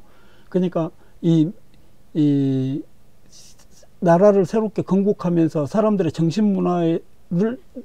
정신문화도 개혁을 하고 계몽을 해야 되는데, 그 사람들이 이렇게 역학을 많이 하니까 그동안의 자평진전이 너무 어렵다고 생각을 한 것 같아요. 특히 용신 부분에서 쉽게 표현한다고, 그 원령 개념을 갖다가 쉽게 설명하느라고 신학을 때는 인비로 가고 신강을 때는 식재간으로 가고 이렇게 정리를 하는 것을 보면 조금 편한 명리를 할 수 있도록 이렇게 민중들한테 어떤 그 가이드라인을 제시한 거 아닌가. 이렇게 적천수를 읽어보면 그런 것이 보여요. 나 때는 보여요. 그렇게. 그러면 그거는 명나라 때 언어다 그 말이에요. 근데 지금 여러분 청나라도 아니고 지금 22년도 이때 명나라의 언어, 사고, 생활 습관, 그런 구조 가지고 우리의 삶을 조망할 수 있을까요? 통변할 수 참고는 하지만, 그러니까 맨 육신에서 정처 찾고 첩 찾고 정부 찾고 그러잖아요. 여러분들 아직도 관을 갖다가 관기로 해석하세요? 그 관기로 해석하는 근거가 삼명통해에서부터 시작됐다 그러거든요. 왜냐하면 삼명통해는 그 전에 것을 이렇게 한나라, 당나라 쭉 내려온 걸 집약을 했으니까. 여러분, 관이라고 하는 것은 나를 해롭게 하는 관기가 아니에요. 그렇게 해석을 하니까 간살, 칠살 맞은다 이런 소리들 하는 거예요. 그러니까 부정적인 학문이 되는 거예요. 그러니까 사람이 떠나가는 거예요. 관이라고 하는 것은 습관을 말하는 거거든요. 싫어도 해야 되고 좋아도 해야 되고. 내가 좋아하는 일만 하는 것은 그거는 체험이잖아요. 그거는 식상이고, 그 다음에 내가 어떤 싫어하는 일이지만 훈련을 통해서 나를 갖다가 쉽게 말해서 단련을 시킨다. 그러면 재생관이 되는 거잖아요. 근데 여러분들 직업 보세요. 직업처럼 매일 하는 습관이 어디가 있어요. 그리고 처자식 먹여 살리려고 하면 싫어도 해야 되는 게 직업이잖아요. 근데 그것이 나를 해치는 관기가 되는 거예요. 이런 터무니없는 발상으로 지금도 여러분들 관을 해석하고 있다 그러면은 여러분은 적어도 명나라 아니면은 당나라, 한나라 시대 사고에 갇혀 있는 거예요.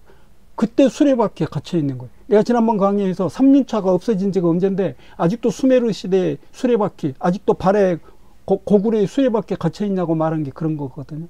여러분 생각해 보세요.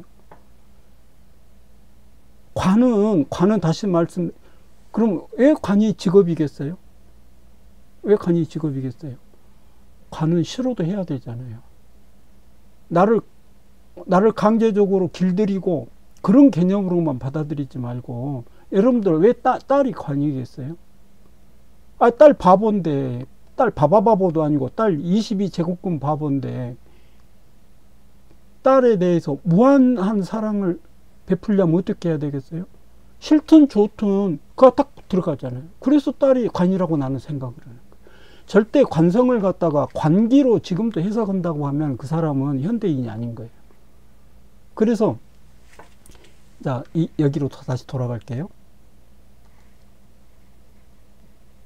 잠깐만요. 강의를 짧게 하려고 하다 보니까 잠깐만요.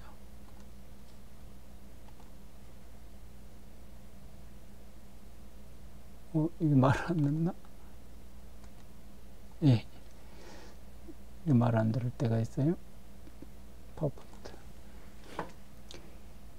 그래서 물론 이 네 분들이 말한 것은 16가지밖에 안 되지만, 그 한나라나 당나라나 명나라나 이때의 시대의 사고 상황을 가지고 여러분들 통변하고 상담하는 것보다 이분들의 언어로, 현대어로 상담을 해야 민들레 홀씨가 떨어진다 그 말이에요. 그래야 꽃이 피면 운명이 바뀌는 거예요. 그냥 좋은 운세가 왔다 그래서 운명이 바뀌는 게 아니다는 말을 지금 내가 하고 싶어서 지금 자평법 명리 개통도를 설명을 하면서 이 이야기 하고 있는 거예요. 내가 실질적으로 나는 이걸 상담에 활용을 해요. 그러면 올해는 마누라 빼고 다 바꾸라는 운입니다. 하시겠습니까? 그러면 더 이해를 잘하는 거예요. 상담하는 사람들이. 올해는 밥 먹을 때 혼자 혼 만들지 마시고 친구들하고 관계 맺기 잘 하시면은 이것이 다음에 복으로 돌아올 운입니다. 이렇게 설명을 하면 좋아해요. 근데 어려운 명리 용어 사용하고 뭐 그런 거, 뭐 편제, 남의 돈, 정제, 뭐 내 돈 이런 거 따져서 설명을 하면은 못 알아먹어 사람들이. 그거 알아먹어도 그렇게 가슴이 닿지가 않아요. 여러분, 정주영 회장님은 어떻게 보면 불효를 하면서도 공부하는 데는 돈을 아끼지 않았습니다. 아니, 세상에 아버지가 소를 갖다가 팔아서 집에다 놔둔 돈을 가지고 가출을 했는데 이거 불효 중에 불효 아니겠습니까? 그렇지만 이분은 그것을 인생 공부 학습하는 데 투자를 했습니다. 인수운을 나는 설명을 할 때 이렇게 해요. 올해는 도적질을 해서라도 공부하십시오. 만약에 여러분이 학교 가서 공부를 하면 대학은 4년, 석사는 2년이지만 학교 안 가고 인생에서 공부를 하게 되면 편의는 평생 해야 됩니다. 이제 공부를 할 수 없으면은, 학교를 갈 수 없으면 할 수 없지만, 간다고만 하면은 정주영 회장님의 불효를 배우십시오. 그러면 사람들이 허허허 웃어요. 공감을 해요, 공감을. 마찬가지예요. 이 팔자 쓴 사람들, 나이 먹어서 홀로 살거나, 이런 사람들은 비겁이 강한 사람들이거든요. 비겁이 강하다기보다도, 비겁이 강한데, 인하가 안 되는 사람들요. 소통이 안 되는 사람들. 이 사람들은 신념이 막강해요. 신념과 신앙과 비슷한 자리에 있는 거잖아요. 근데 이 사람들을 갖다가 자기 자신을 사랑을 하고 이야기를 해요. 그럼 몰라요. 이 말을 몰라요. 자기 자신의 자비를 베풀라. 몰라요. 그러면 사주명리에서 자기 자신에게 자비를 베푸는 이야기가 있나요? 그러면 우리 책에가 3권에 내가 카르마, 다르마 이야기를 써놨는데 그걸로 얘기를 할까요? 그럼 더 모르죠. 그래서 이 사람 자신에게 자비를 베푸라는 말을 법정스님은 자신에게 너무 혹독하지 마라. 자신도 사랑해라. 내 이웃을 내 몸과 같이 사랑하는 습관을 한번 들여봐라. 예를 들어서 여러분들이 혼자 살든 아니면은 뭐 어떻게 되든 평생에 한 번은 사랑을 해봤을 것이다. 그러니까 결혼을 했으니까 이혼도 했을 것이고, 결혼을 했으니까 자식도 한둘은 태어났을 것인데, 그때 마음을 한번 지녀봐라. 법정스님은 그 이야기를 한 것이다. 내가 신념과 신앙을 지키되 너무 서슬퍼르지 마라. 절대란 말 쓰지 마라. 당위성에 매이지 마라. 그래야 여러분들이 온화해진다. 그렇게 설명하면 이해를 해요. 이거 비겁을 갖다가 설명하고 겁제천, 겁살, 제살, 천사를 아무리 설명을 해도 사람들이 알아듣기가 힘들어해요. 이제 여기 그 이어령 선생의 멘트에서는 일반 사람들이 아직 배고프다. 이것을 아직 배고프다를 설명을 안 하려면 히딩크를 설명을 해야 됩니까? 아니면 카잔카스키의 나는 자유다를 설명을 해야 되겠습니까? 아니면은 그 뭡니까 그 버나드 쇼의 내 우물쭈물하다 이렇게 될 줄 알았다 이것을 설명을 해야 되겠습니까? 차라리 히딩크의 배고프다하고 같이 설명을 하면 사람들이 이거 재성이잖아요. 식생제를 말하는 거잖아요. 욕망이잖아요. 욕망을 가진데 그 비전을 갖는데 어떻게 가질 것이냐의 문제잖아요. 그것을 객관화시켜서 가져야지 주관적으로 받아들이면은 여기 자기 자신에 대한 자비가 없는 사람이 되잖아요. 이분들의 4가지 어록 16문장만 가지고 설명을 해도 육신 오행으로 설명하는 것보다 나는 훨씬 더 효과가 큰 것을 느낀다 그 말이에요. 그러면 여러분들도 내가 이렇게 운명을 바꾸는 4가지를 이분들의 말을 인용을 하듯이 여러분들 말을 만들면 돼요. 꼭 내 것을 따라서 할 필요도 없어요. 또 이런 내용들은 이제 나는 이제 인터넷에서 보고 한 자료가 아니고 그때그때마다 내가 자료화했기 때문에 인터넷에도 같은 내용이 있지만 이 문장들이 다를 거예요. 다르면 어때요? 의미만 통하면 되는 거지. 그래서 우리가 운명을 바꾸는데 다시 말할게요. 민들레 홀씨가 떨어져야 돼요. 그 민들레 홀씨가 떨어지는 일이 뭐냐면은 우리는 심리 상담에서는 상담사라 그래요. 그리고 상담 받는 사람을 내담자라 그래요. 근데 사주에서는 상담사란 말을 쓰지도 않고 감명자, 사람, 사주 보는 사람, 그럼 사주 보러 오는 사람은 손님 정도로 표현을 하잖아요. 그 손님들한테 말로써 여러분들 운이 오면은 언제 운이 와서 여러분 삶이 좋아집니다. 그 운을 갖다가 막연하게 운이라고 이야기하면은 민들레 홀씨를 떨어뜨릴 수가 없잖아요. 그래서 야, 위기는 기회보다 먼저 온다. 왜냐하면 어려운 일이 왔을 때 이렇게 설명을 하는 것이 사람들한테 훨씬 그 당나라 한나라 명나라 때 이야기 그것이 명나라 한나라 당나라 이야기인 줄도 모르고 이렇게 하는 것보다 훨씬 효과적이다 그 말이에요. 이렇게 해야 민들레 홀씨가 떨어진다 그 말이에요. 너 오늘 인생 바꾸고 싶으면은 당장 점심 때 친구 불러서 밥이라도 함께 먹어라. 이 말이 인생을 바꾼다 그 말이에요. 왜? 일이 만들어지지 않으면, 사건이 만들어지지 않으면 꽃이 못 피니까. 지금 이 이야기 하고 싶은 거예요. 그 다음에 이 정도로 이 이야기는 드리고, 그 다음에 여기 마지막으로 이 말씀 드리고 시간이 많이 갔는데 빨리 끝내도록 할게요. 잠깐만요.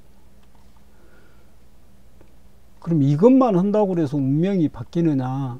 여기를 볼까요? 여기 보면 조나단 에드워드라는 사람이 있어요. 1703년에서 1758년을 살았고, 이제 그 맞은편에는 맥스 주코라는 사람이 있어요. 동시대 인물인데 이건 가명이라 그래요. 근데 이 사람은 목사이자 저술가였고, 주코는 알코올 중독자이자 범죄자였어요. 근데 이 집안의 5대 손까지 그 삶을 조사를 해보니까 여기는 대학 총장, 교수, 변호사, 판사, 의사, 미국 상원 의원, 대도시 시장, 주지사, 부통령, 재무상, 선교사, 목회자 이런 사람들이 나오는 거예요. 근데 주쿠의 집안을 보니까 거지, 불황자, 범죄자, 그 다음에 사형당한 사람이 109명이나 되고 후손의 절반 이상이 문맹자고 마약사범이고 알코올 중독이고 이러는 거예요. 그러니까 지금 우리 혈통 DNA 미토콘드리아를 타고 내려오는 지금 정서를 말하고 싶은 거예요. 이해가 되세요? 이 말을 내가 그 4가지 네 분의 말 뒤끝에 이것을 지금 말하고 있는지. 그러면 이것을 다시 우리 동양의 언어로 적천수 천미에 나오는 말로 한번 우리가 한번 보고 넘어가게요. 잠깐만요.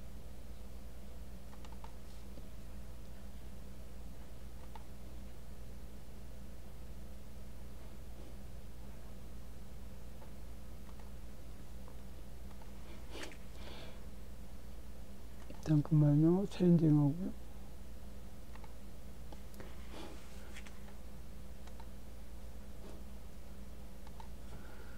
자,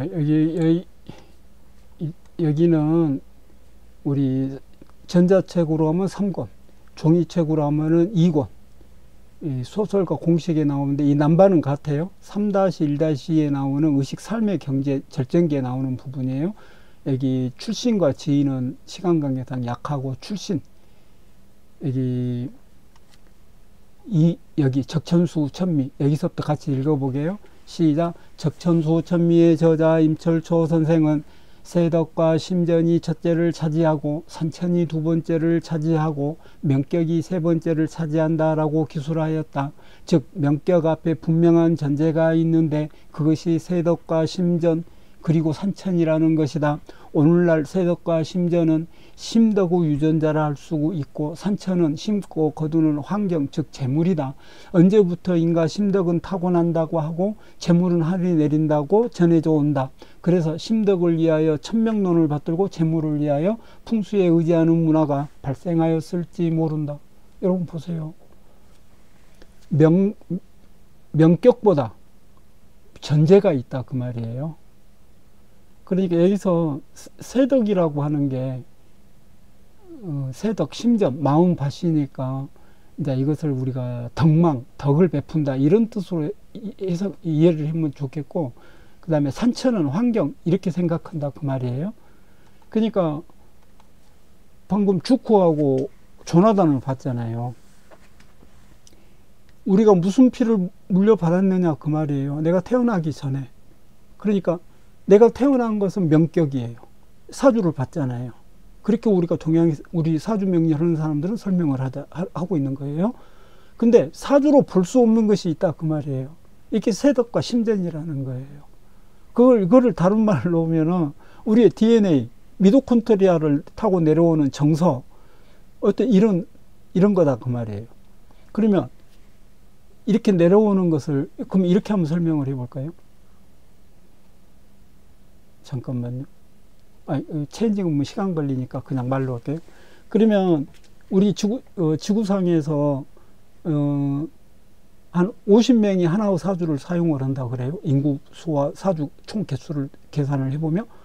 그러면 이 주쿠의 후손들 5대 손이 내려오는 동안에 그 흔한 천을기인 하나가 없었을까요? 얼떡합이 없었을까요? 얼떡기인이 없었을까요? 길성이 그렇게 없을 리가 없잖아요. 모든 사주에는 길성과 흉성이 다 있으니까. 그런데 왜 주쿠의 후손들은 사형당한 사람만 108명이고 조나단 에드워드는 뭐 부통령까지 나왔잖아요. 이거는 우리가 명격으로 건드릴 수 없는 세계가 존재한다 그 말이에요. 이해가 돼요? 그러니까 사주 아무것도 아닌데 사주가 사람을 이끌고 가는 것처럼 프로크루스테스 침대가 되지 말라는 말을 하고 싶은 거예요. 지금 그래서 이 말을 여기까지 진행해 온 거예요. 이해가 되세요? 내년이 오세요? 감이 오세요? 배가 오세요? 다시 한번 생각해 봐요. 어찌할 수 없는 것이 있어요. 어찌할 수 없는 거. 내가 사주는 자성이 없다는 말을 고봉 기대선 선생과 태계 이황 선생의 사단 칠정론을 갖다 이야기할 때 사주는 자성이 없다고 얘기한 적이 있어요. 그 영상 보면서 여러분 참고하시기 바래요. 이제 사주는 자성이 없다 그 말은 이제 자성이란 말은 불가의 용어인데 이거를 해석하려면 여러분 또 한 학기 공부해야 돼요. 근데 이거를 간단하게 설명하고 이해를 하려면 사주는 생명력이 없다 그 말이에요. 만약에 사주가 생명력이 있다면 사람만 다스린 게 아니라 소, 말도 다스려야 된다고 내가 그 영상에서 말씀드렸잖아요. 근데 소나 말이 사주를 핸들링 하나요? 사주가 자성이 있으면 고등동물인 사람은 물론이고 소나 말도 이끌고 가야 되잖아요. 근데 천리길을 갈 때 소, 말은 사람이 고삐를 잡고 가지 사주가 소, 말 고삐를 잡고 가나요? 그리고 소말이 사주에 대해서 문헌을 남겼는지 아니면 사주대로 살았다는 결과가 없어요. 그러니까 우리가 신이라고 하는 존재를 사람이 기억하고 편도체가 두려워하고 그 다음에 신을 우리가 향해서 제사 지내지 않으면 이 땅에 있는 모든 어떤 생명체도 신에게 경배할 대상이 없는 거예요. 그러면 사람이 죽어버리고 아무도 없으면 신은 사람 속에서 존재하기 때문에 존재할 자리가 없어져 버리는 게 이게 유의예요. 그래서 그것을 믿고 따르는 것은 신앙인 것이고. 이해가 되세요? 그래서 사주는 자성이 없으니까 너는 제공망이니까 이렇고 삼재니까 이렇고 너는 겁살이 강하니까 이렇고 이렇게 재단하면 안 된다. 정형화하면 안 된다. 사주는 그럴 자격이 없는 거예요.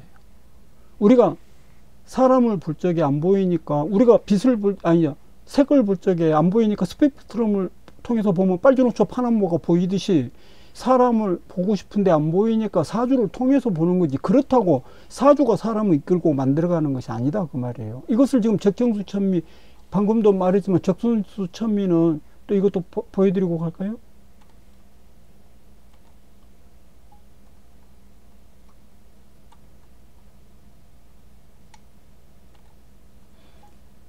여기 보세요. 임철조 선생이 적정수천미를 쓸 때가 언제냐면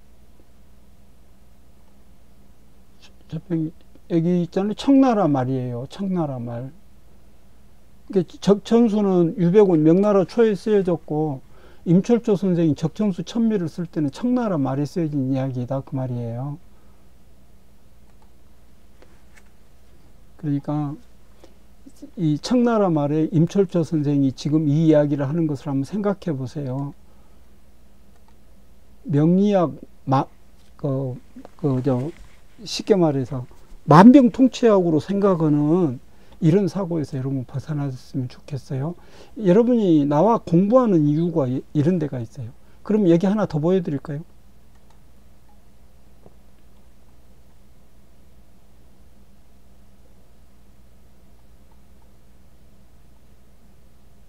잠깐만요. 잠깐만 넘어갔어요. 잠깐 빨리 시간 안 걸리니까 찾아볼게요. 그 하지장 임철조 선생이 하지장에서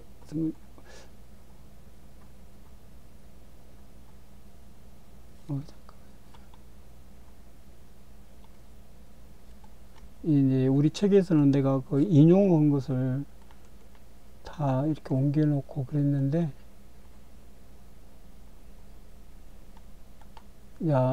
찾기가 힘들어서 그냥 말로 할게요. 여러분들이 책에서 찾아보시기 바래요. 무릇 부자의 명조에는 재성이 없다라고 나와요. 임철조 선생이 그 말을 했어요. 내가 그것을 찾아놨는데 지금 어디로 갔어요. 그러니까 재기통문호라는 말이 나와요. 사주가 유통만 되면은 부자의 사주가 된다. 꼭 재가 있어야 사주가 부자가 아니다. 그런 말을 하는 거예요. 근데 뭐 재가 있네 없네 이런 것 갖고 크루스테스 침대를 만들지 마라. 그렇게 하면 사주가 안 보인다. 그렇게 하면 방금 내가 강의 시작하면서 시작했던 그 1, 2, 3, 4 단계 그 단계를 못 넘어가고 지금 포탈에가 나와 있는 사주 거의 7, 80%가 오행에 머무른 사주잖아요. 그것 가지고 어떻게 사주를 많은 사주를 해석을 해내겠어요? 잠깐만요. 보여드리고 싶은데. 예. 거의 끝나가네요. 잠깐만요.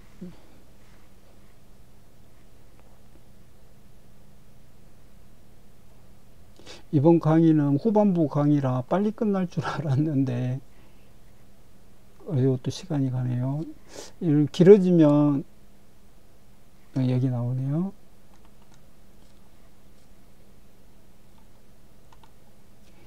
자, 같이 한번 읽어보게요. 3번이에요.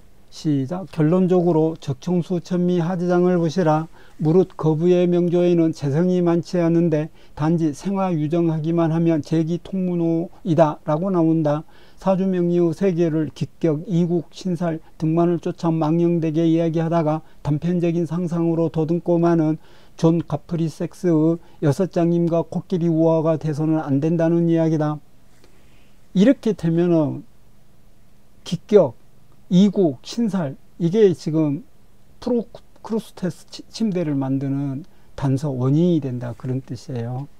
그래서 자 오늘 그 운명이란 이 주제에서 이거 후반부에 해당이 되는데 이렇게 길어질지 몰랐어요. 어쨌든 여러분 다음에는 또 다른 영상이 나갈 건데 이제 우리가 이것은 사주를 어떤 각도에서 사주를 해석하고 그래야 우리에게 유익할 것인지, 그 다음에 특히 사주는 기의 학문인데 우리가 운명이라는 것을 어떻게 이해하고 다스리고 또 운명을 우리가 다스리기 위해서 어떤 사건이 일어날 때 어떻게 해야 맨델레 홀씨가 떨어지고 그것이 꽃이 피는지 그런 과정을 설명을 했어요. 너무 강의가 지난번에도 길었고 이번에도 길어서 미안하고 짧게 하려고 하는데 내가 아직 사람이 그리 불충분해서 그리 못한 거 여러분들께 사과드려요. 여러분 바쁘시니까 보고 싶은 것만 보고 긴 거 다 보다가 지치지 마시기 바래요. 자, 여러분 수고하셨어요. 감사합니다.